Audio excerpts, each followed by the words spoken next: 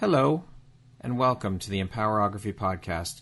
This is a platform created for women's voices to be heard and a place to share their stories, journeys, and successes with the world for the purpose of helping other women who might be on similar journeys.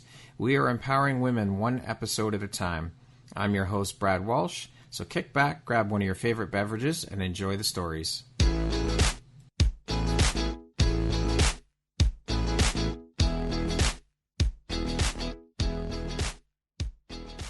Hello there, Brad Walsh here, your host of the Empowerography Podcast. Today, my guest is Pina Crispo. She is the radio show host and producer of The Parenting Show, and also the founder and creator of Chic Mama. How are you doing today, Pina?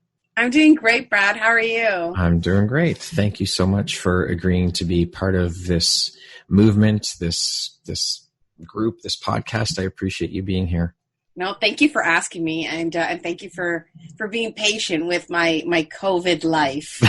No problem. So did you have a good weekend? I did. I can't complain. It was sunny, it was hot, and that makes me happy. Yes, it's always good when the sun is shining. And how's your day going so far?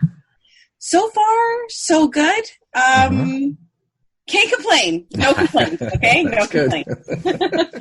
All right, well, let's jump right in here. So, Pina, you're a radio show host and producer of The Parenting Show on Global News Radio 640 in Toronto. You're a voice actor, a coach, a college professor at Humber College teaching media branding and creative content development in radio broadcasting. And, of course, you created the Chic Mama brand back in 2011. And last, but certainly not least, you're a mama of three. So... yeah. That is one hell of a resume. Where on earth do you find time to squeeze it all in? I don't know, and I just added something to that. Oh no! What? Yeah, I'm now also the co-author of a book that will be coming out in September called "Mama's Gotta Work." Oh, amazing! So thank you. I also threw in co-writing a book. Wow. Where do I find the time, Brad? You know what? I don't know. I don't sleep much. I guess not. I don't drink coffee. Wow. And, neither do I, so. And I think it's just, my life has always been fast-paced. Mm-hmm. And it's always been hectic and crazy, and I kind of thrive off of that, as that sounds. So I don't know any different than this crazy, fast-paced life. Wow. Oh, good for you. I mean, it keeps you busy. That's for damn sure. Just a little. So not only do you host a radio show, but you also produce it. As if all the hats you wear already aren't enough. But how did the radio show come to be, and how long has it been running now?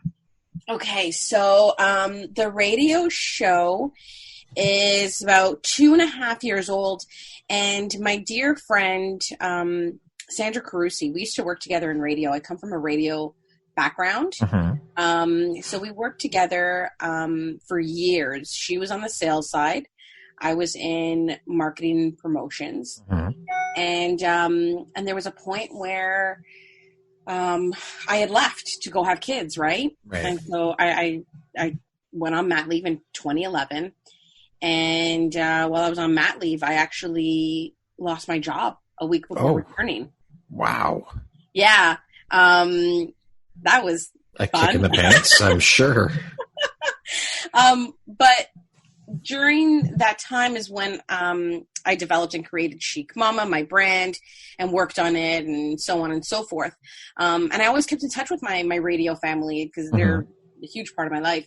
And so, fast forward a few years, now 3 kids in, Sandra came to me and she's like, you know what, Pete? She's like, I want to do a radio show about parenting and I want you to host it. Just because I love your voice on social media. On social media and your blog, it's very real, authentic. It's no BS. You just tell it like it is. And she's like, what do you think? So I was like, I'm down. And then we just took it from there. And then, it's been 2.5 years later. Here we are. Yeah, it's pretty crazy. During that time, Sandra lost her battle to cancer. Oh, I'm sorry. Yeah, she was, thank you. She was a force, that woman. Yeah. And everything she was like, I'm going to do this. She did it, including the parenting show. And so even with Sandra no longer here, we've been continuing on and carrying on this legacy for her. And praying that she's looking down and she's like, she's not saying, Pina, stop screwing it up. And for anyone listening that may have known Sandra, you're probably laughing because you're like, yeah, that totally sounds like her, right?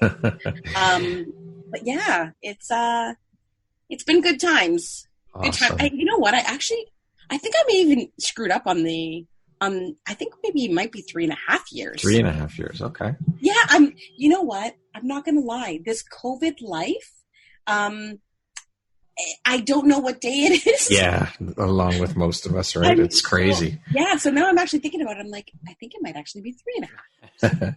I love that she came to you and said she likes your no bullshit. You just tell it like it is approach, because a lot of people can't handle that type of person who is that upfront and just says it like it is. Yeah, it's it's a quality I have. Well, I admire that quality. I think it's great. Thank you. Yeah, I don't know. I have this thing where I'm like, life is too short. Mm-hmm. Life's too short to look back and have regrets and say, crap, I should have. Can we swear, Brad? Yes, of course. I sometimes I censor myself for radio, right? No. I have the worst potty mouth, but let it fly. I don't want to look back and say like, fuck, I missed that opportunity. Yeah. Or, shit, I should have said something then. Mm-hmm. And so I've just always gone along with, no, if you got to say something, you say it. Guess what? People, not everyone's going to like it anyways. So who gives a shit, right? That's right. Some people will appreciate that. Yeah. And you know what? And those that don't, that's cool. Yeah. It's just, they're not my audience. There and you I go. understand that and I'm cool with it, you know? Have you always been that way? Like always?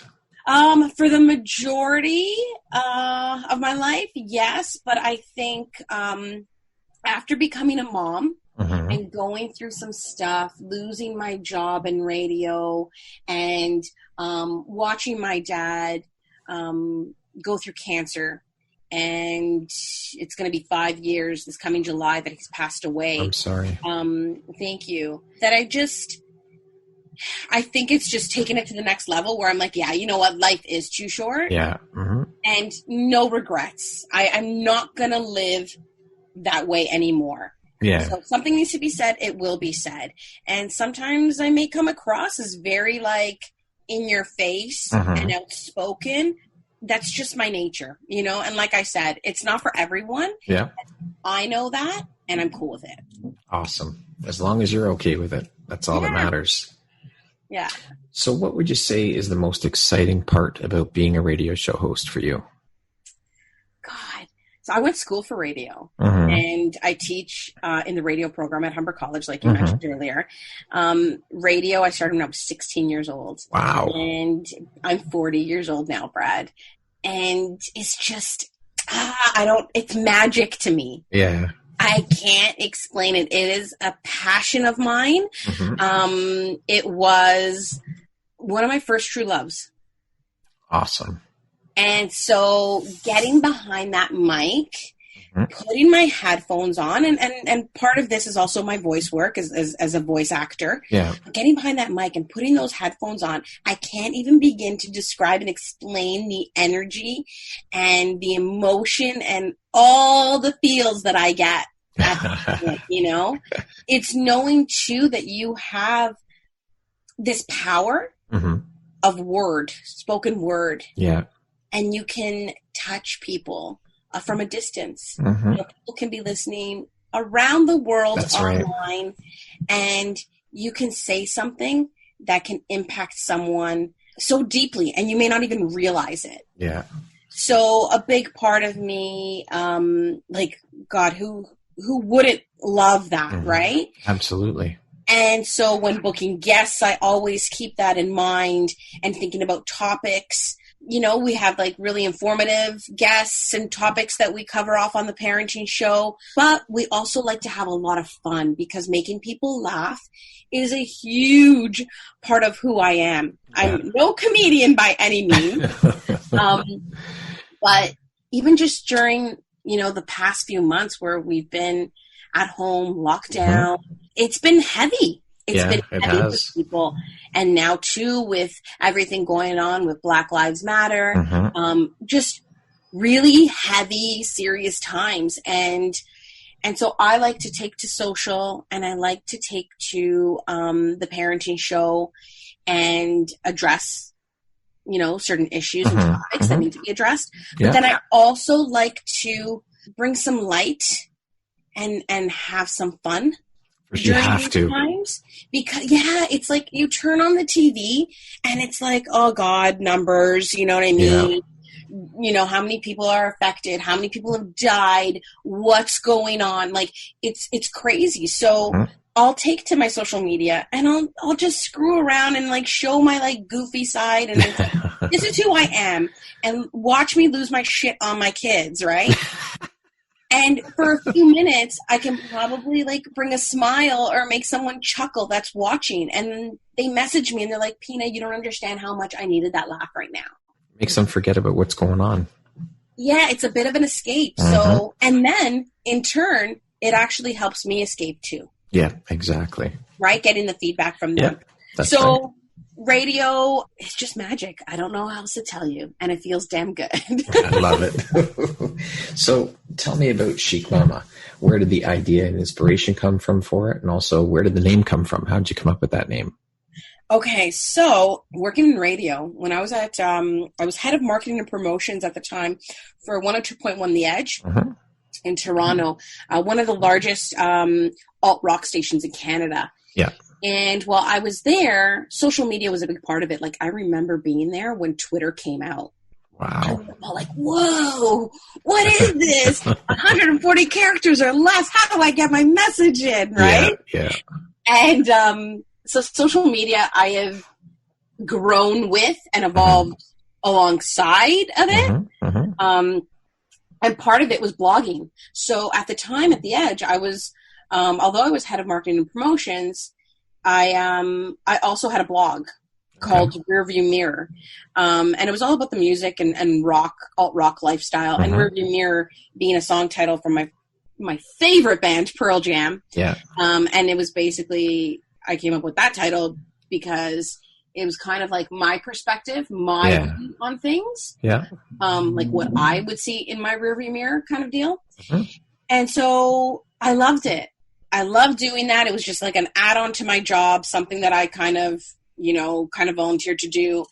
And then when I went on mat leave with my first child, Samantha, who's turning 9 this week, like what? Time flies. Yeah, crazy, right? I was like, I'm not want to sit still. I told you I live this fast-paced, hectic life. So I'm not one to sit still. And so I was like, well, if I'm blogging for The Edge, which I was still doing while I was on mat leave, right? I'm like, why don't I do up a blog that talks about this new part of my life, motherhood and this journey, right? So I started a Facebook group first, actually, with me and maybe like 20 of my friends who were all new moms. And it was kind of a place to come to when it's like 3 a.m. and you're breastfeeding or, you're warming up the bottle for your kid and you're just like at wit's end, or your kid won't stop crying. And it's a place to go to just like feel normal again. Right. And so I started this group and it grew. We're at about 10,000 members. Holy we're about 10,000 members now from 20 moms who were just like, why the hell won't my kid shut up? Why is my kid shooting green? What the fuck is going? Who am I? Why are my boobs like this? Like just we if there was a guy in there, we would scare him off in like 2 seconds. I love it. So funny. But so I started the group and then from there I started the blog, and I wanted a name that kind of described who I was Mhm. without it being my name, something other than Pina Crispo. Yeah. And so being of Italian descent, I'm a dual citizen, Italian and Canadian. And I was like, well, Mama is European, it's Italian. Yeah. And if you notice, I spell it with 2 M's, not Yes. one. Mm-hmm. And so I threw that in there because that's who I am to my kids. Yeah. I'm their mama, right? Mm-hmm. And then I wanted something to go along with it. And I was thinking, and chic just popped into my head, and I was like, you know what? I like that. And for me, chic, some people may think fashionable, but for me, I think chic is anything you own and rock. Yeah. You know like what that. I mean? Yeah, for sure. It doesn't necessarily mean that you are wearing the most expensive designer clothes and you're ready to walk, the runway. It just means being confident in who you are and owning it. I love it. Yeah. I love it. So from 9 years ago to today, you've got 10,000. Did you ever in your wildest dreams think the group would grow that big and have that much of a following? No, I have to say I did not. But it was so nice because we built this community, and I say community because it's a community of moms and moms to be, and a place to come and share, laugh together, cry together. It's a safe haven. A place to vent, right? Yeah. If you need help or look for advice or whatever the case may be. Yeah, and it was such a good place. And at the time, Facebook groups were massive. I have to say they've died down quite a bit. My following on Instagram is where the majority of my audience, on social media wise, are probably at. I'm just under 20K there. Wow. Yeah, so it's and you'll go to my Instagram feed, and is it beautifully curated and, magazine quality photos? No. It's just Pina. Yeah, you're going to get selfies. Chic mama. Yeah, you're going to get selfies. You're going to get, videos. You're just going to get silly stuff. But you're rocking it. So.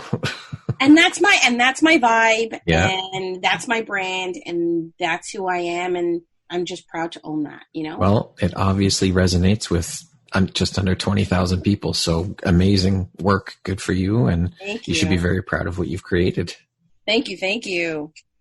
So let's talk about your voice acting and coaching. How long have you been doing that? And how did you get into doing that? How did that world come about? So I started in the voice world in 2002 and going to school for radio broadcasting. My major was announcing. And then you hear about, voiceovers, and you're like, oh, what are voiceovers? And I was like, oh, I get it. So it's the voice you hear on the television when you don't see the person, or the voice you hear on the radio spot or the cinema spot, or the people behind the cartoons. And so I was like, that sounds interesting. I want to explore it. And I did.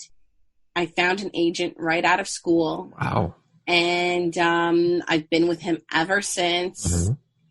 And I've worked on so many different projects and with different brands, everything from Molson Canadian to McDonald's to Sony PlayStation. The Toronto some pretty Argos. big name brands. Yeah, the Toronto Argos, Lava Life, a lot. And I've done 2 cartoons. Really?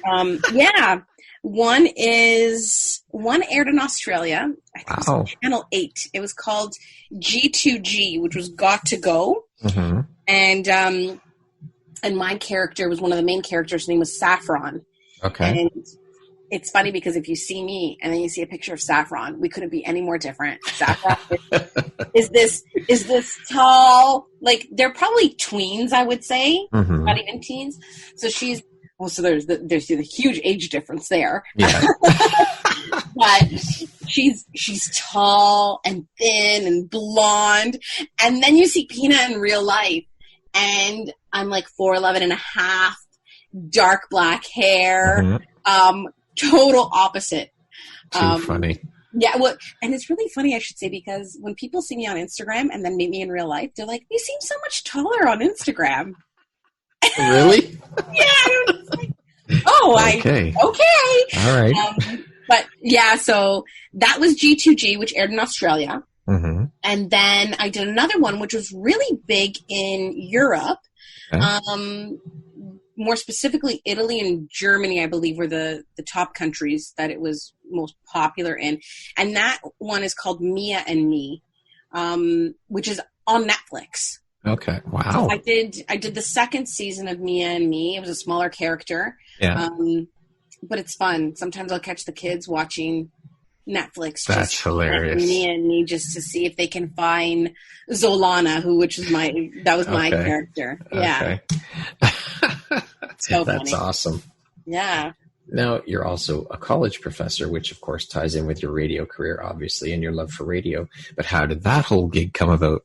Oh gosh, Humber College is my stomping ground. I am a proud Humber alum, and loved my time at Humber. So when I left, I always just kept in contact with my profs and head of the department, and anytime I could help out, I would. So I was on, I'd go in to help out with any like marketing and promotion stuff if they needed some help. If they just needed, like my input, I would always be there to give it. And with social media growing and evolving, and my part, in social media when it came to the corporate radio world, and also the Chic Mama side, the radio program obviously has to change, adjust. And so over time, I should say, social media became part of the program. They're like, we need to teach this stuff, right? It's really important because brands, and more specifically media, are using these tools to help get their message out. So we should have a class based on that. So that's when they came to me. They're like, Pina, we want to create a class called Media Branding. And it's brand new. So we would like for you to build it. Wow. And teach it. And I was like, okay. And it's always like, I've got my plate overflowing, but I'm like, that's a lot of work, but okay, sign me up. And so I have been doing that for, let's see, Liliana just turned 7. So probably about 6 years. Wow. So you just love the challenges, throw it at you, and you'll take it on and just do it. Yes, but I'll let you know on a little secret, Brad. I'm a major procrastinator. No way. And I'm lazy. Which is, doesn't it sound, you're like, well, but how? Yeah. I don't know. How can you be with all the stuff you got going on? It's like, I push it off. And then I'm like, oh, fuck. I gotta get this done. And then it go full force. Like, crunch time. Yeah, pedal to the metal. Like, let's just go and do this. Give her. Wow. So how was it building a course from scratch? I mean, the course was brand new. You had to create this. How was that, creating the content for this and doing this? It was a huge challenge. It's not that I taught before. So I was like, okay, so I've taught. Now next step is actually creating something. It was just like, I've never experienced this in my life. Yeah. And now it was just like, yeah, don't worry, Pina, we have faith in you. Just go with it. And I was like, what the fuck? You have more faith in me than I do. Yeah, no, I totally.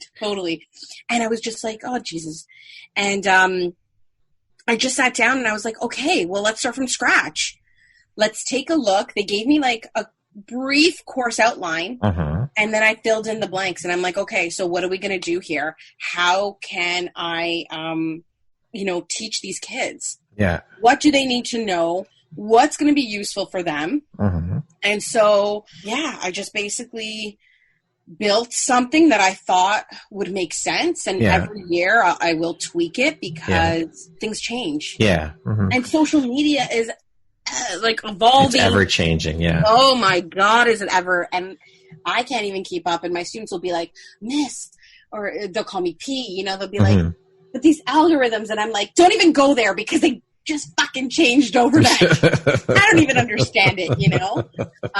But it's so much fun because the media branding course that I teach in the fall semester, yes, it's all about media branding and branding these media outlets and like explaining to them and teaching them how radio stations use social media to help brand themselves. But one of the things that I love is when my students look at me, they're like, okay, but Miss, how do we do what you do? And I'm like, okay, now we're talking personal branding. Let's do it. And so I'm like, we're down. I love it. And my students just like, they're like, yes, how do I monetize off of this? How do we do this? And I'm like, okay, you want to know? I'm going to teach you. So I also incorporate a lot of personal branding into my course. And same thing with the creative content development, which is the course that follows media branding. And that happens in the winter semester. Because I always tell my students, I'm like, guys, listen, are you going to graduate from here? I have the second year students, and at Humber, it's a 2-year program, right? Yeah. Like, once you're done with me, I'm like, you're out in the real world. Yeah. Now, how is that going to work? Are all of you guys going to get a job? Fuck no, that's not going to happen. Yeah. You know, your major may be announced and you're like, I want to be on air morning show in Toronto. Guess what? Toronto is the largest radio market in all of Canada. And I believe the 6th largest in the world. Wow. So shit like that is not going to happen unless you have a horseshoe up your ass. Yeah, for sure. You know? Yeah. So I tell them, I'm like, in the meantime, I'm like, while you are looking for that job, and it may be at a province, and that's cool, you should also invest that time in yourself. Yeah. For your own personal brand, because you can make money off of that. And if you've got your own personal brand, you will be more valuable, you know, to these radio stations. Yep, for sure. Right? So we have a lot of fun, and I'm able to like inject a lot of my personal experiences and my life into what I teach. And I think that that's what makes it work. So how long from the time they approached you to take this gig and until you started teaching, like how much time did you have to develop the program and get it all hammered out? I would say a few months. Wow. Let me see. Hold on. So maybe, I would say maybe 4 months. So in Pina time, 1 month? Because you procrastinated and put it off? Yeah. I'm not even kidding you, Brad. Yeah. Yeah. You're a machine. I'm like, it's summer. It's summertime, because it was like leading up to a fall start. Yeah. And I'm like, it is summer. That's all we have here in Toronto, okay? Yeah, that's right. I am living my best life right now. And that doesn't mean working on that, you know? So legit, probably a month. You're a machine. What do you think your unique skill set or superpower is that's helped you become so successful as an entrepreneur? I think it's my ability to connect with people. Yeah. Connections are key for sure. Yeah, I have a very outgoing and strong personality. You can put me in a room with strangers. I'm totally fine. I'm leaving there with friends. It's all good. You're working the room.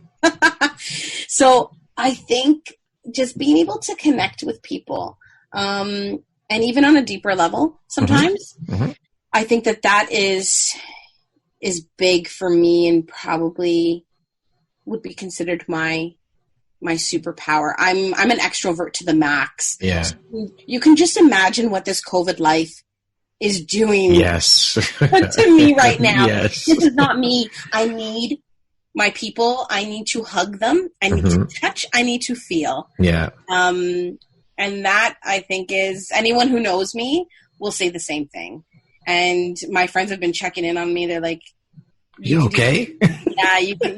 You okay? You can do this. You're gonna get through it. And I'm not gonna lie, like there are times where I'm just like in tears during this COVID crap, right? And I'm like, I can't fucking take it anymore. Yeah. Like 1 minute, I am like, I got this. I am on top of this shit. I'm doing COVID reports on my Instagram stories with my friends from all over the world. We're touching base in Jamaica and St. Lucia, in Australia and England and Italy. And, you know, we're joking and laughing. And then like, the next second, not even like an hour later, the next second, I'll be like in tears and just being like, fuck. I can't handle this shit anymore. Yeah, exactly. I gotta get out of here.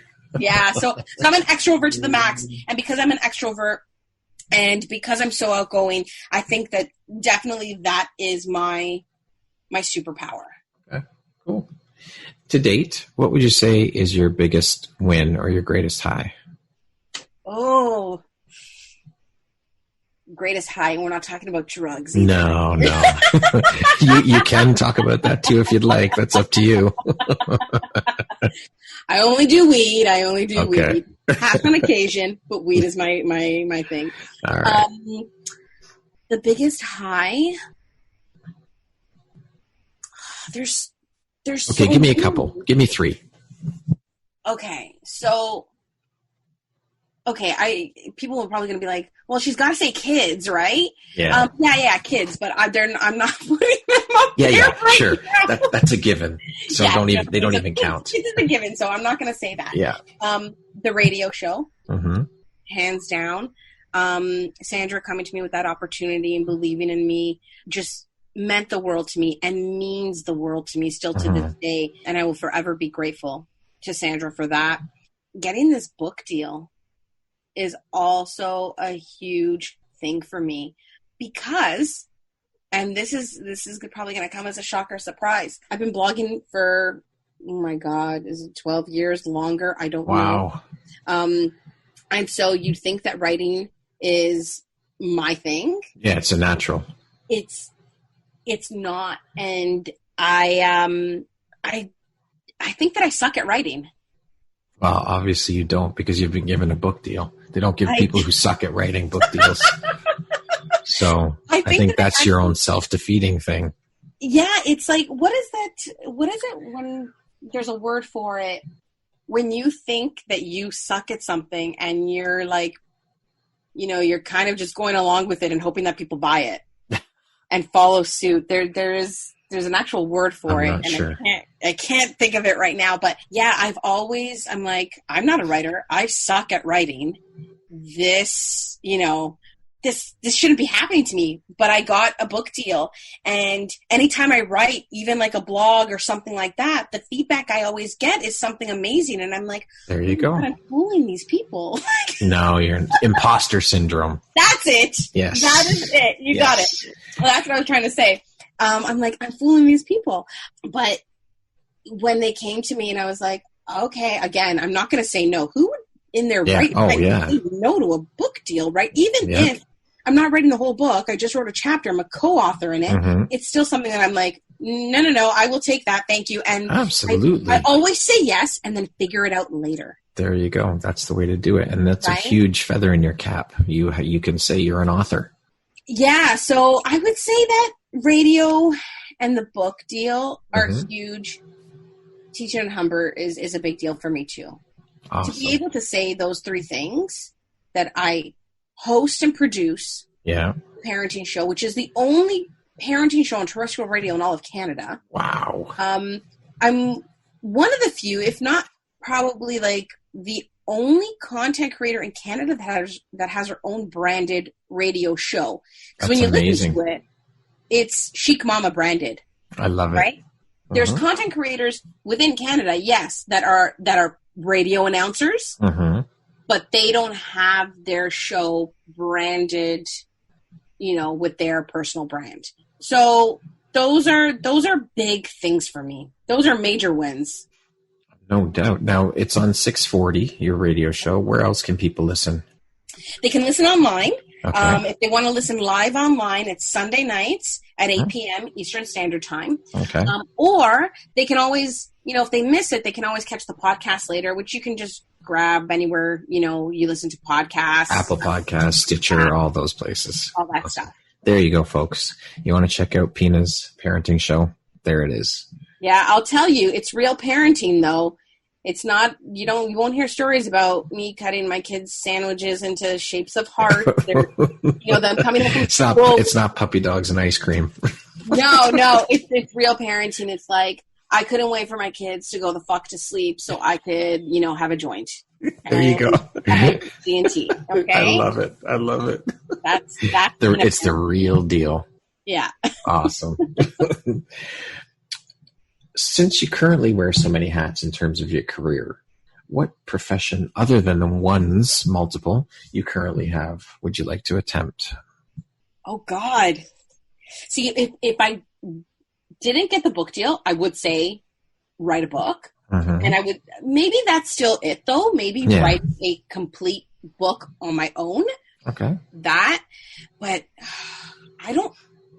honestly don't know, because I have to say I'm one of the few lucky ones that has been able to find what I love in life and actually be able to do it. Yeah, not a lot of people can say that. That's for sure. Right? I am living out my best life. Mm-hmm. When it comes to career, I'm doing everything I absolutely love and adore, and that makes me happy. And that's what it's all about. Yeah. Awesome. Well, that's great. Good to hear. Can you share a situation that's occurred in your life that you feel provides insight as to your character, who Pina is? Okay. Elaborate a little bit more. I don't know. It's something that's happened in your life that's how you dealt with the situation, and it's just something in particular, like a milestone moment in your life that would just show us who you are as a person. It mirrors who you are. I'll tell you something. There was a point in my life after I created the Chic Mama brand, where I was actually bullied online. Really? By a group of women. I don't even, to this day, I don't even know the reason why. But it was a point in my life. I'm the kind of person, the old Pina was the kind of person that would react. Right. And I'd be quick to jump on that shit and put people in their place. Yeah. And to some extent, I still do that at times, right? When it's necessary. Yeah. People know not to fuck with people. I love it. But in that, during that part of my life, I actually, as much as it hurt, and it was a really, really tough time for me, I decided to take a back seat, and I let these people talk. Yeah. And spew whatever they needed to, get out there. And I just kept saying to myself, you know what? At the end of the night, Pete, you can put your head down on your pillow and fall asleep, because I've done nothing wrong. Yeah. To anyone, right? Because, like I said, I don't even know why I was a victim. Yeah. And I don't even want to use that word victim, actually. You know what I mean? Why I was the one that they chose to pick on. Targeted, yeah. Exactly.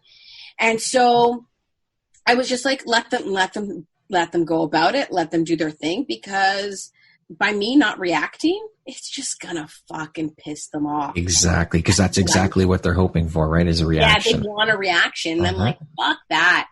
Okay, you want to play? Let's play. Yeah. And so I'm like, you're killing me. You're hurting me. At the time, I was going through a lot in my personal life, including my father, who was dealing with cancer. And these people knew all of this. Yeah.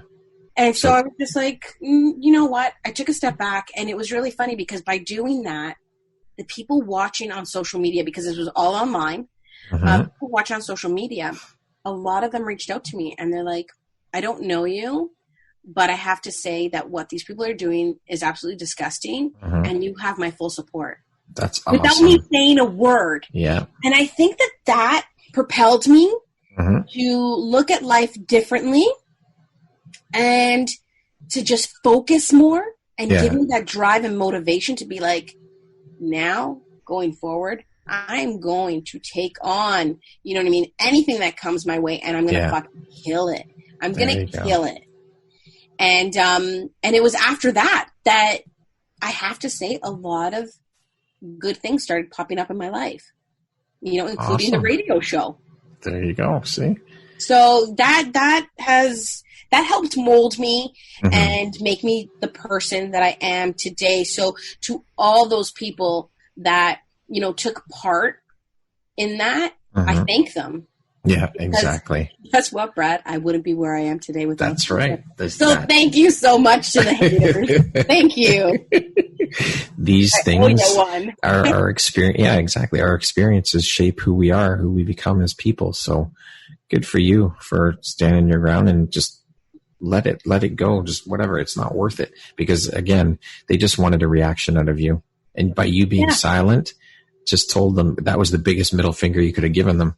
Oh, yeah. Yeah, right? It was just like, and they kept on pushing and pushing and pushing. I remember sitting with my accountant one night. I went over to see my accountant and we were going through stuff. And at the time, someone texted me and they're like, oh, listen, someone, one of the main people behind this just went online and posted saying that she called the CRA on you. And urges other people to call as well. And I'm reading this text and my accountant's looking at me because he sees this puzzled look on my face and he's like, what's wrong? And I'm like, well, this is what I got. And he goes, but are they fucking stupid? I'm like, yeah, because it's a legit, like I'm running a legit business company and right now I'm sitting with my accountant to make sure that we are doing it ironic. Properly. So we had a really, really good laugh. I'm sure. A really good laugh, yeah. And that's what you have to be able to do, right? Is laugh it off. I mean, as much as it may have hurt at times, you gotta laugh because life's so short, as you said earlier when we were speaking. It's short, so just laugh the shit off and the haters and the naysayers, they're always going to be there. Just ignore them and carry on and do you. That's it. It's so true. Laughing is one of my most favorite things to do. There you go. And not only is it good for you, but it makes other people laugh too. It's infectious. It's so, so true. Honestly, it makes a huge difference. And it's just the same thing with a smile. Yeah, exactly. I often will, if I see someone, I'm walking past them on the street or in the hallways at Humber, at the mall, and they're just looking a little down. Yeah. And I make eye contact with them. I will smile. Just to get them to smile. Yep. It feels good when you can make someone else smile. Oh, absolutely. Absolutely. If you can get them to smile, if you can get them to laugh. And then in turn, they can smile and make someone else. It's a chain reaction, right? Yeah. It's amazing. It is. Yeah. It is. What is a passion of yours that you rarely share with people? And why not? That I rarely share? Yeah. Do you have a passion that you rarely share with people? Is there something a hidden talent you may have or something to that effect that you don't talk about with a lot of people? No, I have a big mouth. I talk about everything. You're an open book. And there are some parts of my life that not necessarily a hidden talent, but there are parts of my life that I choose not to share on social media. And I keep to myself. And I've actually taken to social media to actually say that, to be like, guys, don't be fooled. You will see a lot of me on social. Yeah. I am very open, honest with you guys when it comes to my stories or what I may write in a post or a blog. But also know that I am selective with what I share because I think that there's a part of me that still needs to keep things private. Absolutely. Right. So there's some stuff that I choose not to talk about or share with my audience. And I've actually went to the point to tell them that this is the case. And they're like, yeah, totally. That's cool. Yeah. And they're very understanding. And because I think that it's only normal, right?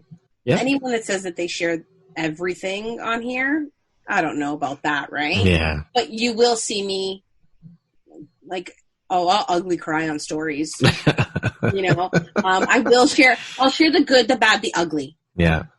So I will share that. But for a talent that I don't that I kind of keep to myself. Or something you enjoy doing that you don't really share with a lot of people. Like maybe a guilty pleasure type thing. No, I'm really like... Okay. They will, like, for me, my major thing is music. Yeah. So concerts are huge. Mm-hmm. And I bring, I bring my community, if you want to call it followers, with me along to concerts, and I'll do my stories and I'll do posts or whatever it may be. Right now with not being able to go to shows and everything being postponed, I had about 8 shows lined up. Wow.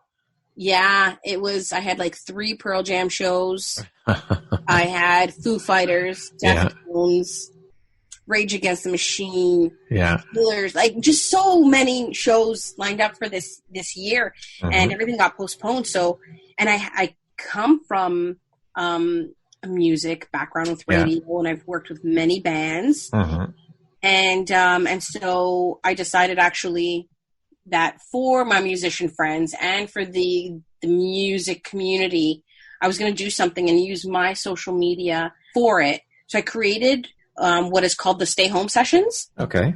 And it happens every Thursday night on Instagram Live on my channel, my Chic Mama channel, which is Chic_Mama. Yeah. And I go live with a musician. Awesome. And we shoot the shit. And then they perform live for us. And it's so much fun. And it's a great way, it's a great escape for people at home. Sure. Right? To just put something on and not have to think and kind of just live take you out of this world. Yeah. Yeah. Live in the moment and enjoy some good music, because I seriously believe that music heals. For sure. And then in turn too, it's giving these musicians an outlet. Like, hey, they need to create. They need to get their stuff out there. Yeah. And right now, they can't even get into a studio, right? Yeah. So, but if maybe I can expose them to a group of people, an audience that maybe never heard of them, and they get a few followers from it or a few downloads, then that's great, because right now these musicians are not making any money whatsoever. That's right. Yeah. So, music is huge in my life, and that's something that I'm really, really big on sharing all the time. So even on my stories, if you watch my stories, you'll see that I'm constantly sharing like songs that I'm listening to.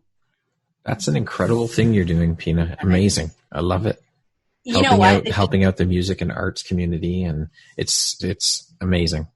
It's an amazing community, and music heals. It does. Yeah, for sure. It can take you back to a different place in a different time.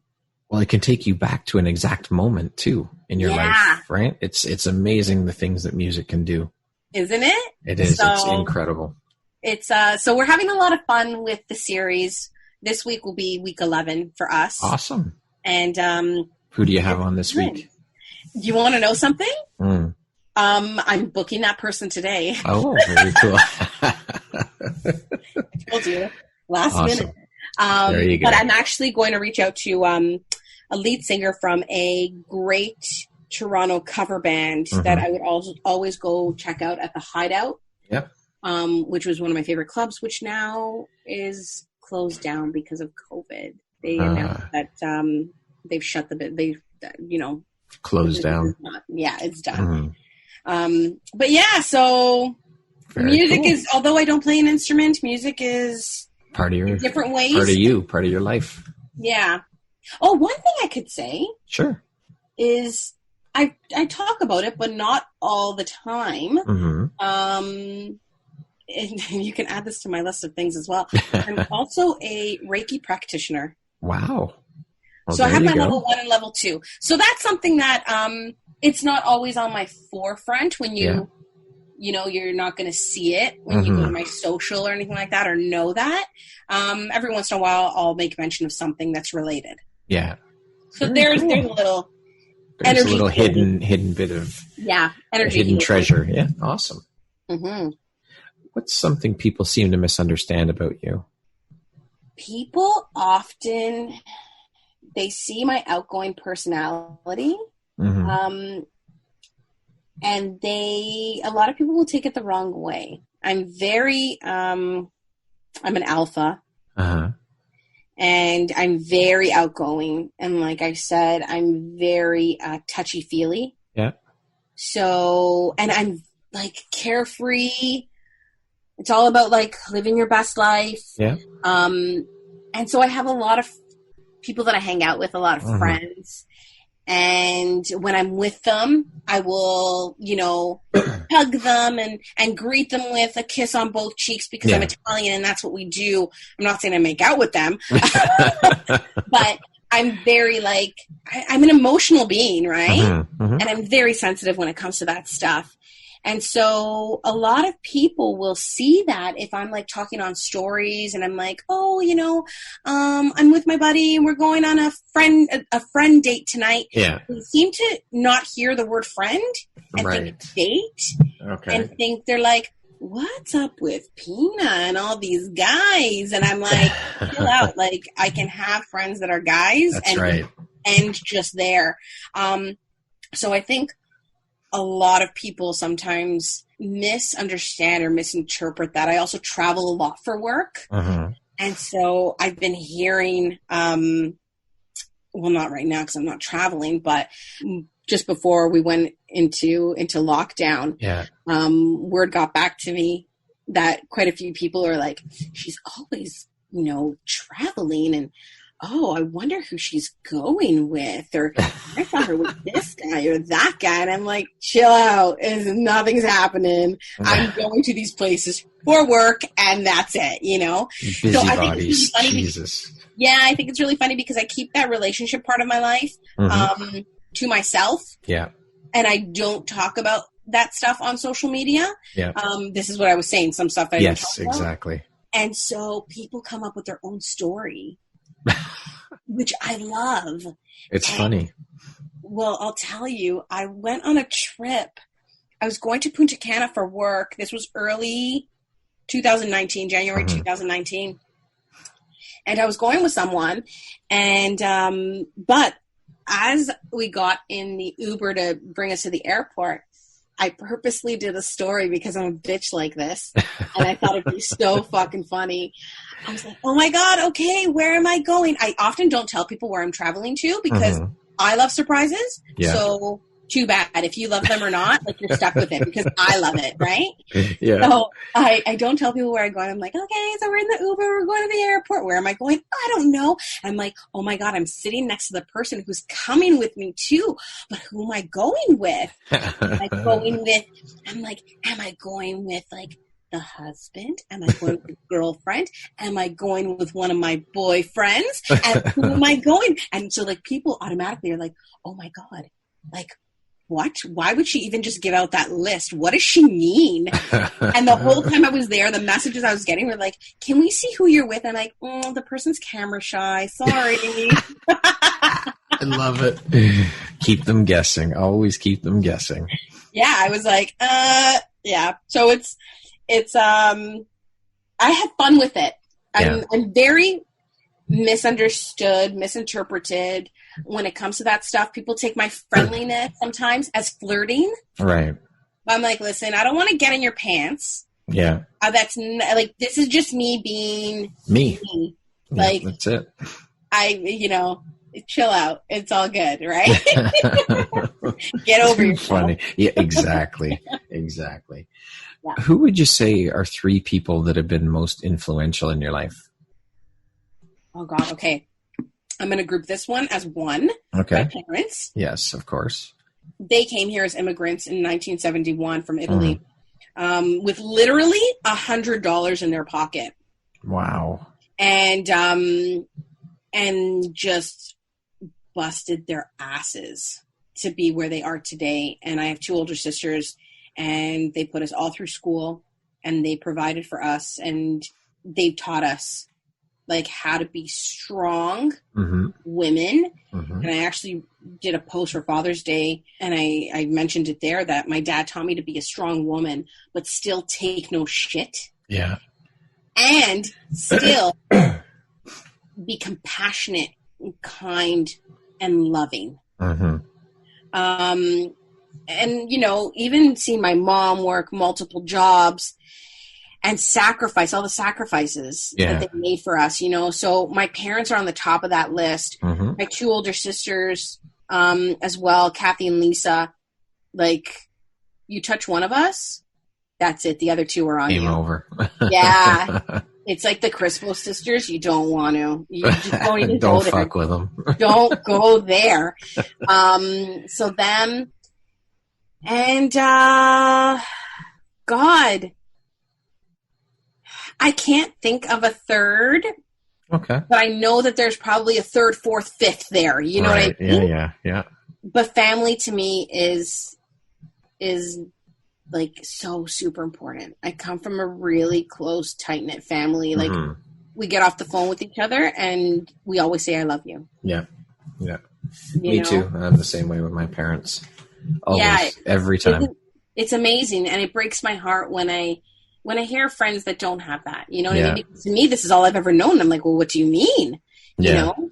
Yeah. And it totally breaks my heart. And I look at my kids and I'm like, how, you know? Yeah. So family is huge for me. And that's why I would say, like, my parents and my sisters are on the top of that list. Okay. So speaking of, you had mentioned that your dad taught you to always be a strong woman. So speaking of strength and women, what does the word empowerment mean to you? Oh, empowerment. It's an amazing word. And, for me, I honestly think it means supporting other women.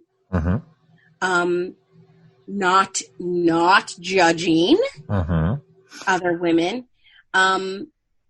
leading by example, even learning and teaching from one another, and just having this community of women who are out there to do better. I like it. So you mentioned you have 3 kids. Do you have 2 girls, 1 boy? 3 girls, 2. Okay, so how do you teach your children, the boy included, of course, about empowerment? What do you do to instill these values or that value into all 3 of your kids? So for me, they always see that I'm working, right? And they'll see that, oh, Mama's on her phone again. I'm like, yeah, but guys, stop. Let's talk about this for a second. Do you understand that being on the phone is Mama's work? And this is what is able to make me money. So I can provide for you. I'm like, do you like your extracurricular activities? Yeah. Do you like when Mama buys you, new clothes or stuff like that? Or when we go out for dinner or do fun things? I'm like, well, this is how I'm able to make money for all those things. Yeah. And by doing, in order to do that, we need to work hard in life. Yeah. Because, we aren't just handed things on a silver platter. We need to work hard and we need to earn things. Yeah. We also need to understand that there's consequences in life too if you do something that you shouldn't be doing. So I've always taught them that. And my kids have had the luxury of being able to travel a little bit because of my work. Right. And so I've always told them, I'm like, I want you guys to travel. I want you to go to school and travel as much as you can before I think that's so important. Yeah, before you settle down. Like, for me, listen, I could go ahead and buy my kid, some extravagant gift. Yeah. Or I could put that money towards a trip. I would rather put it towards a trip where they can go somewhere and experience a different culture and see different things, because that to me is priceless. For sure. Life is about experiences, not materialistic things. Not like, guess what? Who gives a shit about those running shoes? What's the point? Yeah. Where, we can go somewhere and maybe you learn a few words in that language. And create memories. Yes. Like, oh God, my oldest Samantha, who's turning 9 on Wednesday, she can remember things as far back as she was like 2 years old. Wow. And she'll be like, Mama, remember this time? And I'm like, how did you even do that? Yeah. But that to me shows just how important making these memories, like how important that is.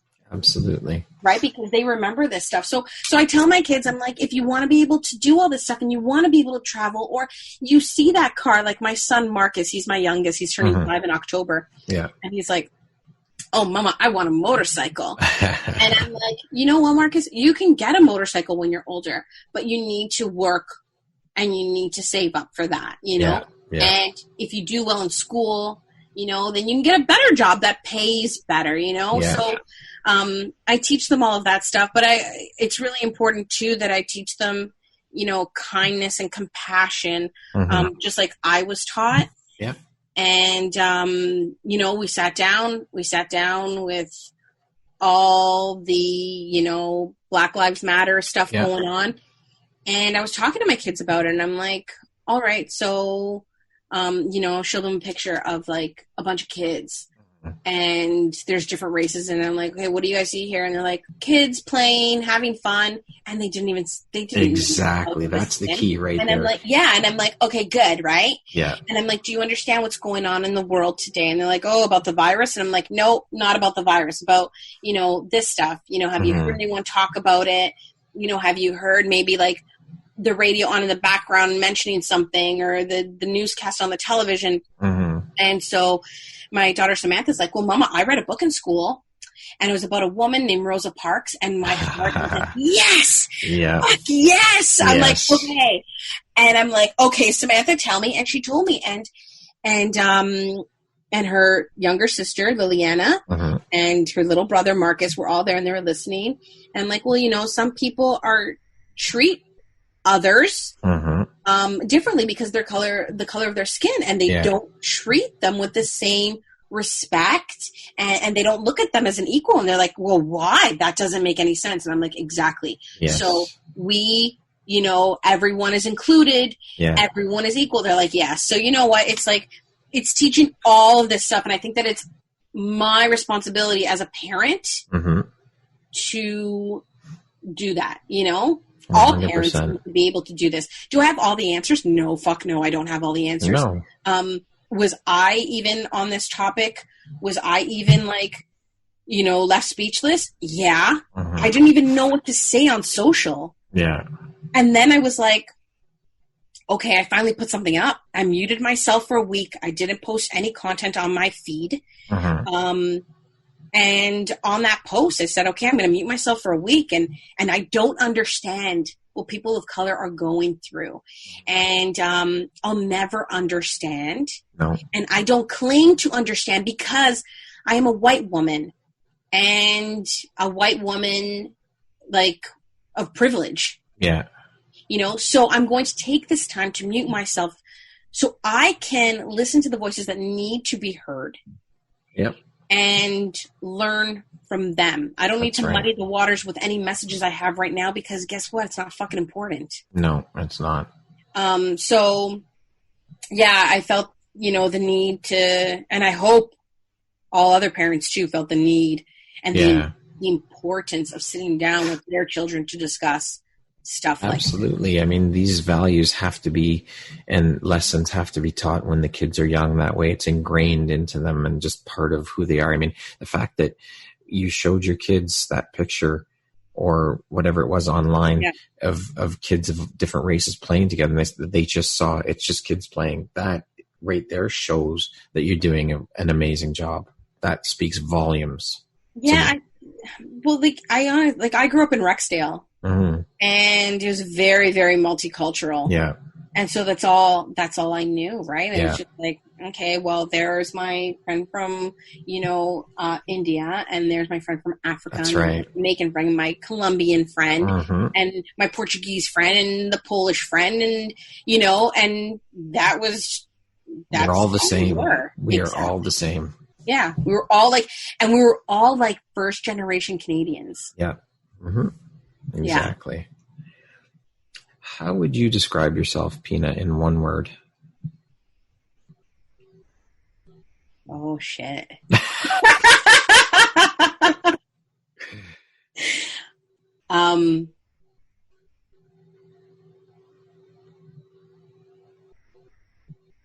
Fierce. Love it. What makes you smile? seeing other people happy. What would your perfect day be like? Probably be like watching the sunrise. Mm-hmm. Watching the sunrise, being with the people that I love and care about the most in life. Mm-hmm. Sharing some laughs with them. Yeah. Listening to music, definitely. Yes. Music's on 24/7 in my house. And making memories. Awesome. If you had a dinner party and had to invite one musician, one politician, a famous couple, and a family member, who would you invite? Okay, so Pearl Jam's my favorite band. Mm-hmm. So it would be Eddie Vedder. Okay. He's the lead singer of Pearl Jam. Mm-hmm. So if Eddie's not available, I'll take Dave Grohl from Foo Fighters, okay? Okay. You got to back up. And I've had the privilege of working with both, I should say. Awesome. So a politician? Mm-hmm. Obama. Okay. A famous couple. Oh, fuck. Or should I do Obama and Michelle as the famous couple? Yeah, they're no longer politicians. No, right? No. That's too many politicians in a fucking room. No, screw that. Okay, so I'll do Obama for politician. Are they dead or alive? Either or, it doesn't matter. Okay, famous couple. Mm-hmm. Kurt and Courtney. Okay. Kurt Cobain and Courtney Love. Yeah. I think that would be fucking wild. Yeah. And then a family member? Yep, one family member. I bring my dad back. Very cool. Yeah. Awesome. Yeah. To what extent do you think that we shape our own destiny, and how much is up to fate, you think? Ooh. I love questions like this. I think that I believe in fate. Mm-hmm. And I believe that what we are doing right now impacts the rest of our day.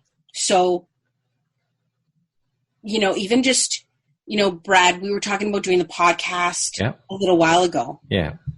And then it didn't work out, and it fell to, it happened to be, okay, today at this time we're getting on and we're going to do this. Yeah. I honestly think that there was a reason why it didn't happen then and it happened now. Mm-hmm. I would agree. Yeah. And I just think that it's like same thing when you're driving.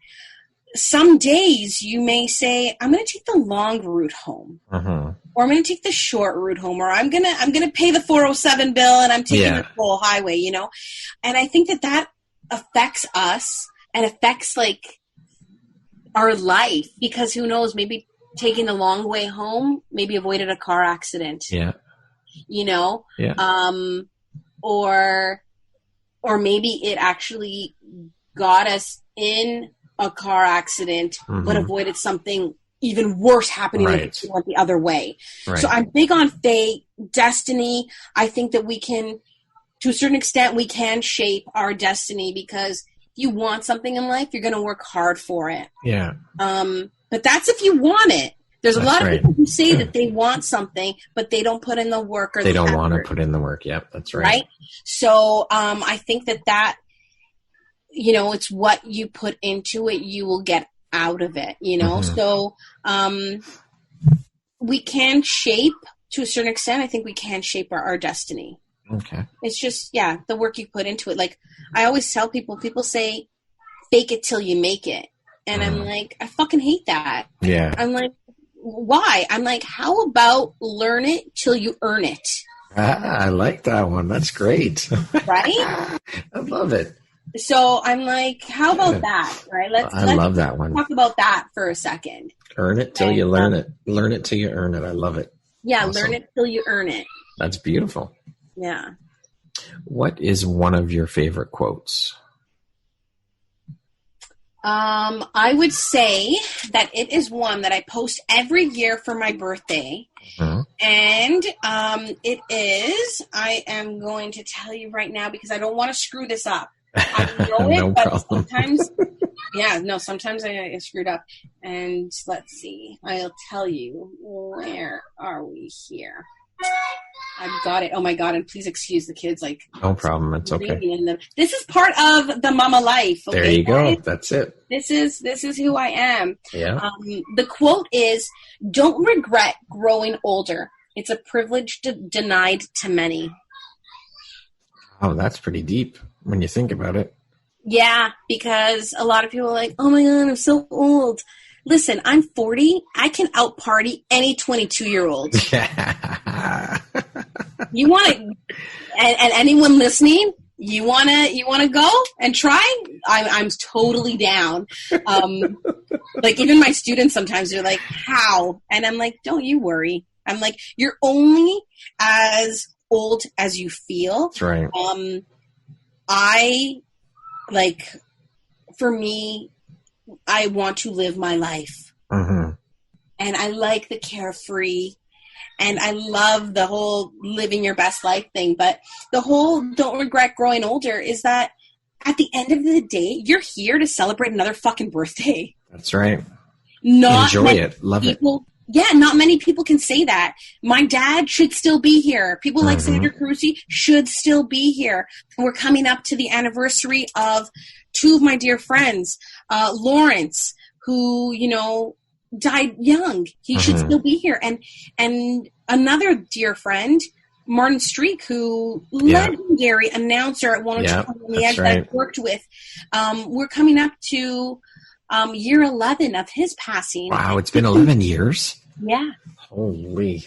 Yeah, in just a few weeks. It was his birthday the other day. Yeah. And he was the most amazing guy. And we're coming up to 11 years that he took his own life. Wow. So people stop bitching about getting older. Because there's lots of people who would gladly take your place. Exactly. What people would do, there was just in the news, when was it? I think it happened Thursday. There was a major car accident in Brampton, Ontario, where a gentleman was being pursued by police, ran a red, and T-boned, I believe, or drove a truck into a pole. And a mother with her 3 young children. Yeah. I think the oldest was maybe 6 and the youngest was 6. Yeah. She was only 37. Yeah. She was actually part of my Chic Mama community. Oh, wow. Group. Yeah, the mother. And, really, they should all still be here. That's right. So don't bitch and complain about getting older. Embrace it, enjoy it, and live it up. That's right. I agree.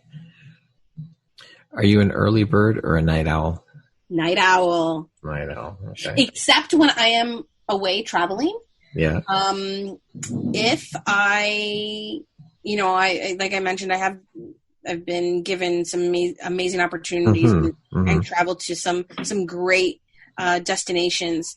And so if I have a room that allows me to catch the sunrise, then you bet your ass that I am fucking out of bed and I am watching the sun come up. And if I have a room that is facing the other direction and it is a sunset, then I will be there enjoying the sunset. But for the most part, I am a night owl. I went to bed at 6 this morning. Wow. I went to bed at 6 this morning, and then I woke up a few hours later. So I go on no sleep. Yes, we can tell by the amount of hats you wear. Yeah, I go on no sleep. I'm high energy. Yeah. The only drugs I do are weed, so nothing crazy, guys. Don't get it twisted. I love it. Yeah, so it's night owl, and I love going out with friends and just dancing and listening to live music and just having fun. Yeah, so that's a big part of my life too, which I get judged on. I totally get judged on, you're a mother. Shouldn't you be home? So what if you're a mother? You're a human being. You're a person, and you like to have fun too. Just because you're a mother doesn't mean you can't have fun.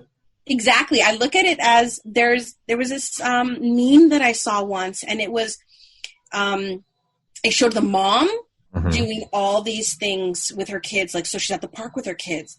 but she's on the phone and she's being judged. And then next to it is the dad at the park with his kids, and he's on the phone, but he's not being judged. They're saying, you know, in the mom picture, they're like, oh, look, she's not even watching her kids. But then to the dad, they're like, oh, what a great dad. He brought his kids to the park. Yeah.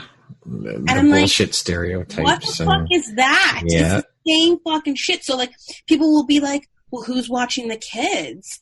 Like, shouldn't you be home watching the kids? And I'm like, how about mind your fucking business? That's it. That's right. And I don't care. Like, you know what I mean? Like, I know what I have to do for my kids, and they're being taken care of. That's and all they're that being matters. watched, and they're happy, and they're healthy, and that's all that matters. Nothing else. So, yeah. So mind your fucking business. Yes, mind your fucking business. What would you say is the best advice you've ever received? Advice is like, this is gonna sound so lame and like cliche, but be you. Mm-hmm. I don't think that's lame or cliche. There's a lot of people that can't do it. Yeah, there was a time after I had Samantha that I fell into this, and I talk about a little bit in the book, that I fell into this trap, I guess you could say, where it was like, not a trap, but this period in my life where I was trying to be someone who I wasn't. Yeah. And because I felt that that's what a mom had to be, you know, so I wasn't going to concerts, and coming from that rock lifestyle, I was at concerts like numerous times a week. Right. Right. And so I was like, nope, I can't do that. I'm a mom now. Moms don't do that. I actually gave away tickets to the Foo Fighters. Like, what the fuck was I thinking? I swear to God, I swear. But I quickly smartened up after that. That's and then good to hear. Travel with my breast pump and a cooler to concerts if I needed to, okay? But it was, now I totally lost my train of thought, Brad. That's okay. What was the question again? Jesus. Best advice you've ever received. Best advice, yeah, be you. So I was pretending to be someone who I wasn't, and it was draining and it was exhausting. It would be. Then one day I was just like, fuck this. This is not who I am. I miss the old Pina. And I'm like, but I didn't think that that's what people wanted. You know what I mean? Yeah. And I was trying to please others. And I'm like, no, I need to be happy. So I'm going to go back to my concerts. I'm going to hang out with my friends. I'm going to do the things that make me happy. And if you're going to judge me, judge me. And I remember coming out on the parenting show, even before weed was legal, and telling people that I'm a cannabis user. Yeah. And I was waiting. I'll never forget. I was waiting for my numbers to drop on social. I'm like, oh, fuck, all the moms are going to fucking unfollow me now because I'm not, you know, baking cookies after school. I'm, you know, smoking weed. Yeah. And I didn't. I actually grew, you know what I mean? And at some point even leveled off because maybe a few that I would lose, I gained. And I gained because of who I am, being me and being real. Honest about it. Yeah, exactly. Right? Yeah, for sure. I love it. Words to live by. Just be you. It sounds so like, you're like, okay, sure. But no, it's like, be you. That's it. You know? That's it. And if people don't like you, well, there's the door. See you later. There will be people that will. The people that don't, you don't need in your life anyway. Well, that's the thing. For me, I look at it and I am speaking to my audience. And my audience is made up of like-minded people. Yeah. If what my message is not resonating with you, then that means that we're just not compatible. That's right. And that's okay. There was... Yeah. One of the things I teach in my media, is it media brand? Yeah, it's my media branding class, I believe. One of the things one of the examples I give is about the CEO of Abercrombie. Okay. And back in the day, he said something about the clothing makes, and he's like, well, they're for cool, hip kids, fit kids, or something along those lines, right? Oh, I remember that. Yes. Yes. I can't remember exactly what he said. Yeah, it was something along those lines. Don't quote me, people. Don't hate me for not getting it exact. Look it up. Yeah. Anyways, a lot of people had their, were up in arms. Yeah. And they're got their panties in a twist. So what? So I can't, so I I can't wear his stuff. He's not targeting to me, blah, blah, blah, blah. And a lot of people that were bitching and complaining had never fucking shopped there anyways. Yeah.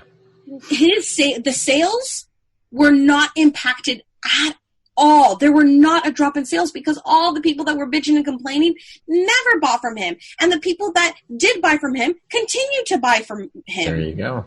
I shouldn't say him, I should say the brand, but you know what I mean, right? Yeah. So you speak to your people, your audience, you know what your audience likes, and your audience will be there. That's right. If they don't believe in what you're saying, they're not the people for you, and that's fine because you can't please the masses. And why would you want to please like the masses? Because if you're doing that, then you're not being true to yourself. No, exactly. I love it. Yeah.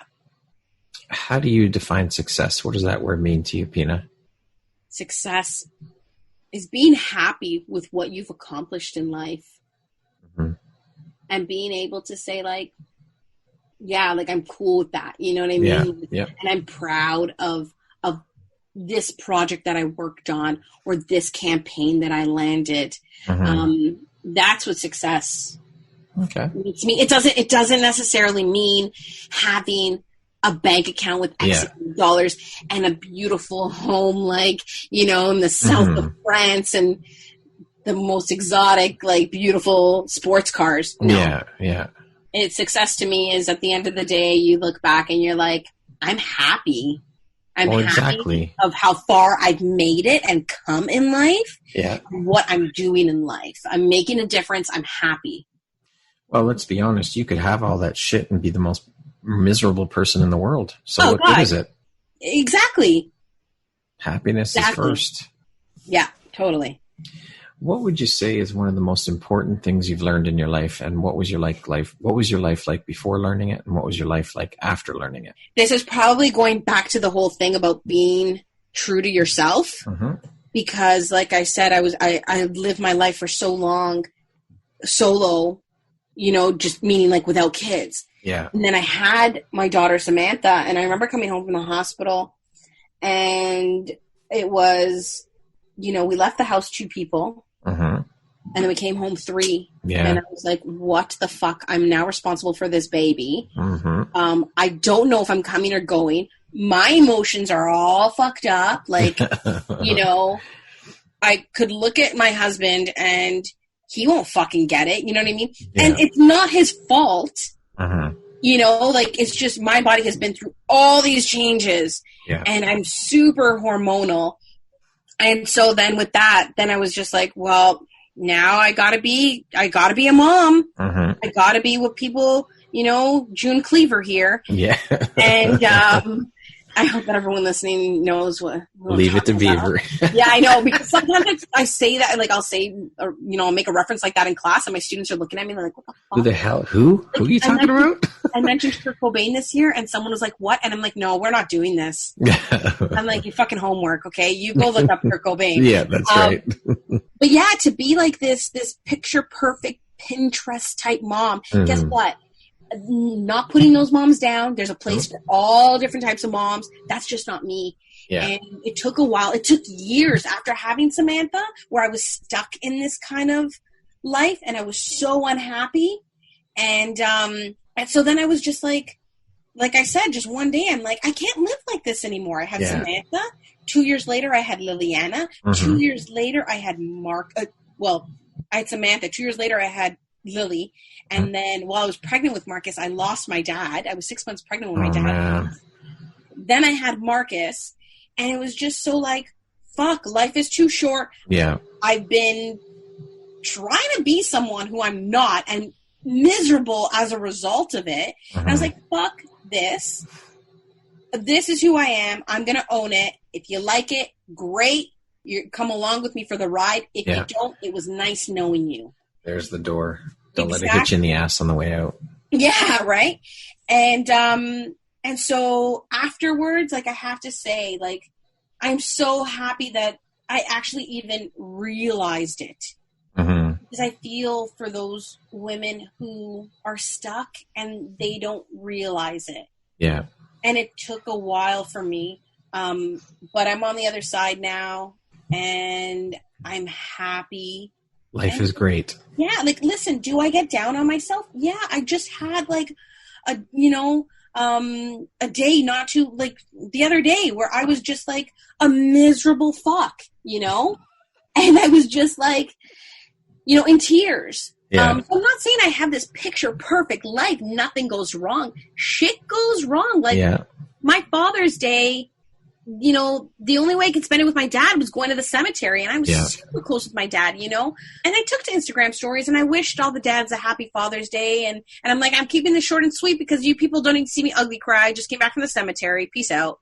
But yeah, I'm happy where I am. It's not perfect, but I'm happy, and I love that my kids can see that.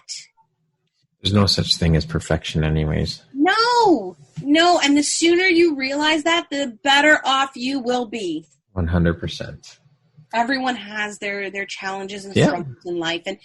And someone said to me recently, and I used to live like this. Mm-hmm. Someone said to me, they're like, but you know what? There are people worse off.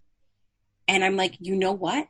I used to say the exact same fucking thing. Uh-huh. Well, I shouldn't bitch and complain. There are people worse off. Yes, there are people worse off. However, it doesn't mean that what you are going through in your life isn't important. And That's so right. you need to own it and own the feelings that go along with it. That's right. I agree. So don't worry Great about advice. Don't worry about other people who are worse off. If you're feeling like shit, and you're feeling down because you had a breakup or you lost your job or whatever it fucking may be, mm-hmm. You're entitled to feel like shit and cry and bitch and vent. Yeah. I love it. Yes. That's great advice. Beautiful. Life can be beautiful. Yeah. But life also has its not so good sides. That's right. How would you like to be remembered? As the person who made people smile. Okay. Plain and simple, easy to the point. I just want, if people look back and be like, oh, I remember Pina, or, I remember this time with Pina and we left our fucking asses off. Like, I want them to remember shit like that, Yeah. To look back and laugh when someone says my name because of something stupid I said or did with them. What was a turning point in your life and how did it affect you? I would say that when I lost my job, that was huge. Mm-hmm. I'd been working in radio I started when I was 16 and I lost my job when I was 32. I was the youngest promo and marketing director. Mm-hmm. I hold the title at The Edge. Mm-hmm.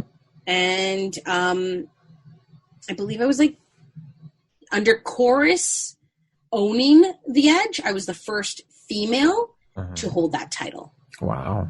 And so when I lost that job at age 32, I had been working in radio for exactly half my life. Yeah. And so it was really hard for me. I went through a depression. I'd also had a baby. Samantha had just turned 1, was ready to go back, lost my job. So dealing with her, resenting my partner because, he would go off to work and I was stuck at home, with a kid who I love and adore. Don't get me wrong. Of course. But I was just in a bad place. Yeah. And even mat leave, that did it to me as well, right? Because for me, it's like I'm always on the go. Yeah. So to be locked down, like, no. That's why this COVID life, I'm freaking out. Freaking out. I'm not going to lie. And that was really hard. It was like I was stripped of who I was. And part of me had died because I'm like, well, what the fuck do I do now? I went to school for radio broadcasting. I didn't go to school for marketing. I didn't go to school for PR. Yeah. I don't have a degree. A degree. I have a diploma in radio. Yeah. Radio is so specific.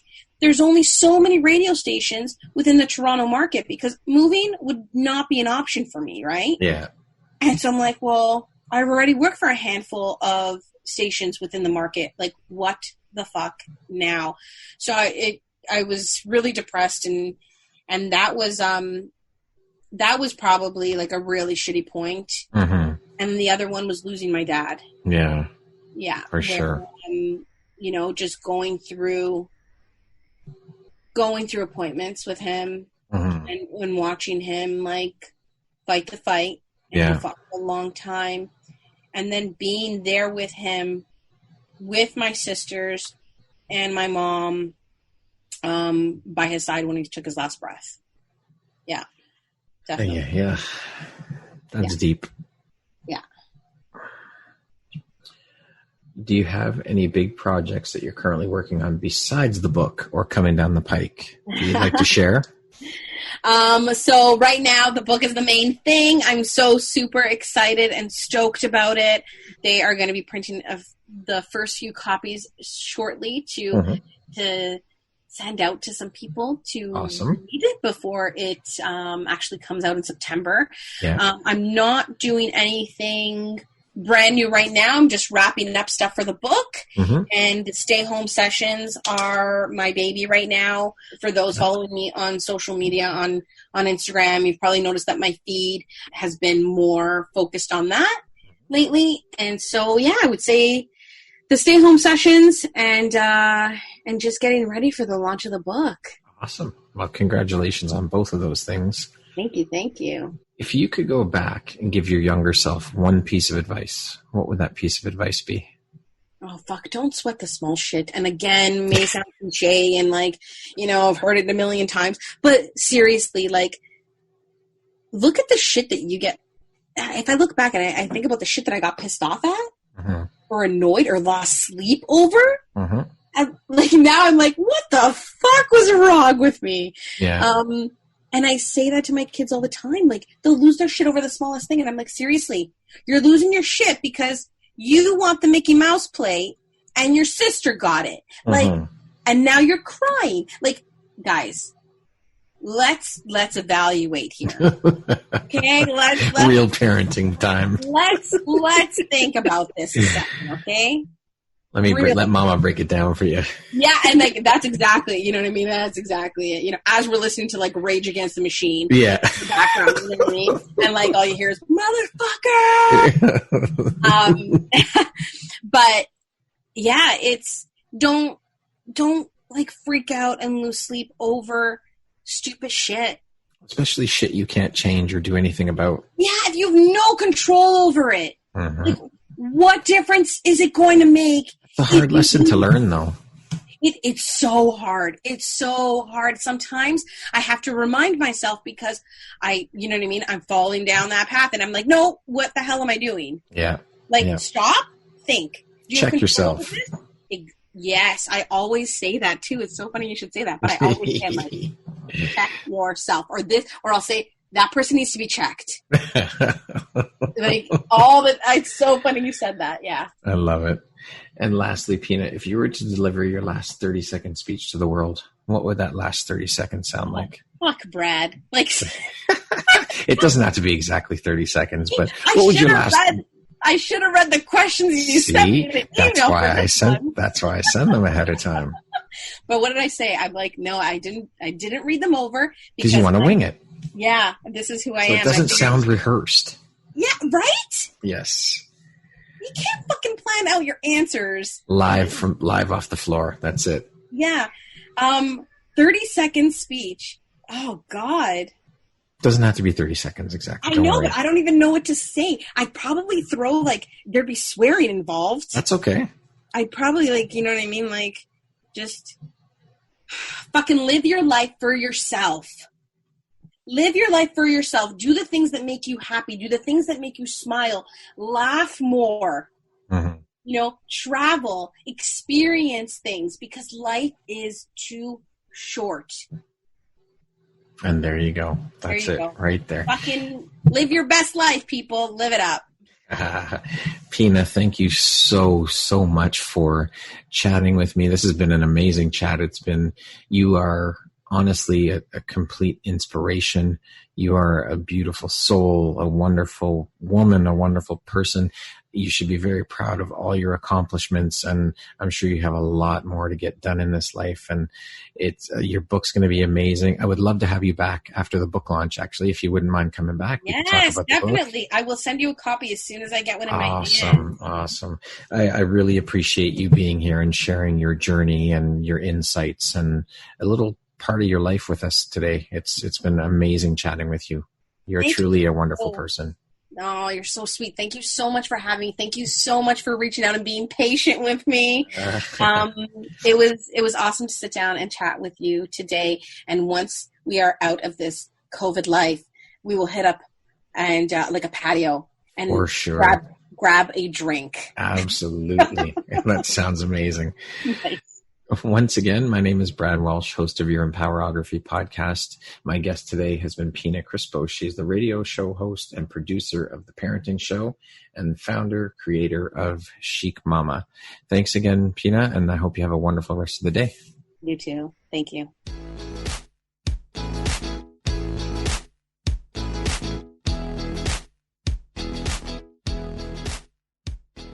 Thank you very much for listening to this podcast. If you haven't yet, please be sure to subscribe, rate, review, and share with all your friends. You can find me at viseuphoria.ca, and follow me on Instagram at Empowerography Podcast and on Facebook at Empowerography. Please join me next time for another inspirational story from yet another amazing woman.